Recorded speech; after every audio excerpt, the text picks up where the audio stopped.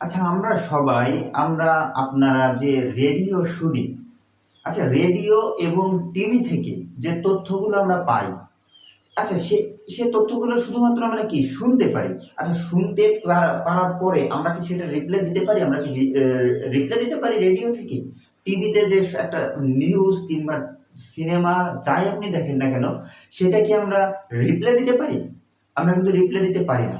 আবার এমন কিছু আছে যেখানে আমরা কথা বলার পরে আবার সেখান থেকে কি রিপ্লে আসে, বা আমরা যেখান থেকে কোনো নিউজ পাই সেটাকে আবার রিপ্লাই দিতে পারি, কিন্তু সেটা সঙ্গে সঙ্গে নয়, একটু দেরিতে।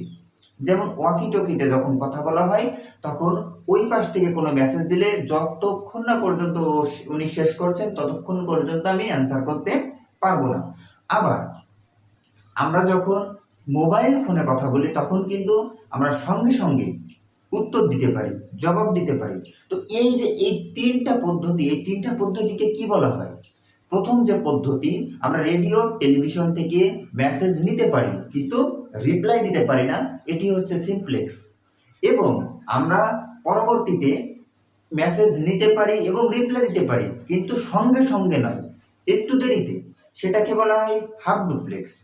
এবং আমরা সাথে সাথে যেটা রিপ্লাই দিতে পারি, যেমন মোবাইল ফোনে কথা বলার সময় আমরা রিপ্লাই দিতে পারি, সেটাকে বলা হয় ফুল ডুপ্লেক্স। এইচএসসি আইসিটিতে এইভাবে অনেক কিছু ডিটেলস এবং প্র্যাকটিক্যালে শিখতে চাইলে আমাদের মেসেজ করতে পারেন। ধন্যবাদ।